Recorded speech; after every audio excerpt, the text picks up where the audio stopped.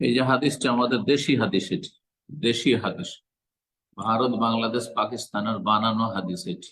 যে একটি মেয়ের পাপের কারণে বা কুকাজের কারণে যদি খারাপ হয়ে যায়, তাহলে চারজন তার নিকট আত্মীয় জাহান্নামে যাবে, বাপ মা আর ভাই, জানি না আর একটি কি বলে, বোন নাকি, আল্লাহ আলাম, বা বড় ভাই মক্তুম। এসব হচ্ছে আমাদের দেশের জাল বানানো হাদিস। এই হাদিসের কিতাবাদিতে কোনো হাদিস নেই। তবে কোরআন এবং হাদিসে মৌলিক কিছু নীতিমালা আছে। সেটা হচ্ছে কু আনফুসাকুম আহলিকুম নারা, নিজেকে তোমরা এবং নিজের পরিবারকে জাহান্নামের আগুন থেকে রক্ষা করো, সূরা তাহরিম বলছে।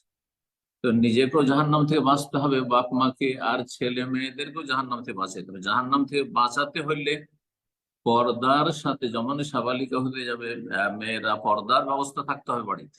বাড়িতে, বাড়ির বাইরে পর্দা থাকতে হবে।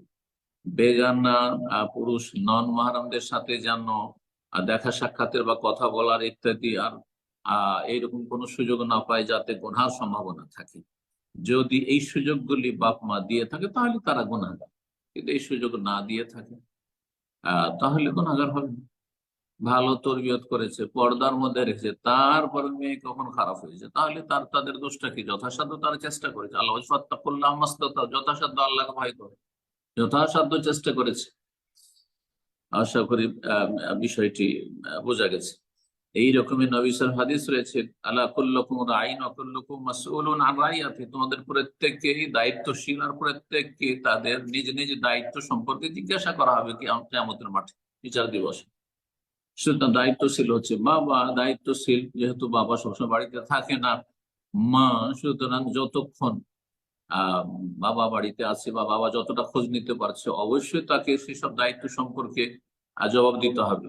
এখন এমন স্কুলে প্রতিষ্ঠানে মেয়েকে লেখাপড়ার জন্য দিল, যেখানে অবাধ মেলামেশা অসৎ ছেলে মেয়েদের সাথে, আর সেখানে তার মেয়ে গিয়ে খারাপ হলে, তাহলে অবশ্যই তার কারণে বাপ মাকে জাহান্নামে যেতে হইতে পারে, যদি এগুলোতে তাদের সম্মতি থাকে এবং এগুলো তারা সহযোগিতা করে। তাহলে অনেকেই মিশনারি স্কুলে, কাফেরদের স্কুলে এমন ভাবে আর প্রতিষ্ঠানে লেখাপড়া করতে দিচ্ছেন যে সেখানে গিয়ে ধর্ম কর্ম সব বাদ দিয়ে নাস্তিক বেদিন হয়ে চলে আসছে, অথবা জেনা ব্যভিচারে লিপ্ত হয়ে যাচ্ছে। তো অবশ্যই এই ক্ষেত্রে এই শাস্তিগুলো বাপ মায়ের জন্য রয়েছে, এবং এতে যারাই মানে এই সহযোগিতা করেছে অথবা যাদের দায়িত্ব ছিল, দায়িত্বহীনতার পরিচয় দিয়েছে, দায়িত্ব পালন করে, তার জন্য শাস্তি পাবে। কিন্তু যদি বাপ মা নেক হয়, আর মেয়েকেও নেক রাখার চেষ্টা করেছে, ছেলেকেও ভালো রাখার চেষ্টা করেছে, তারপরে চোখের আড়ালে কোথাও গিয়ে ছেলে খারাপ কাজে লিপ্ত হয়ে গেছে, মেয়ে খারাপ খারাপ কিছুতে লিপ্ত হয়ে গেছে, তাহলে তার জন্য কেন বোঝা ওঠে?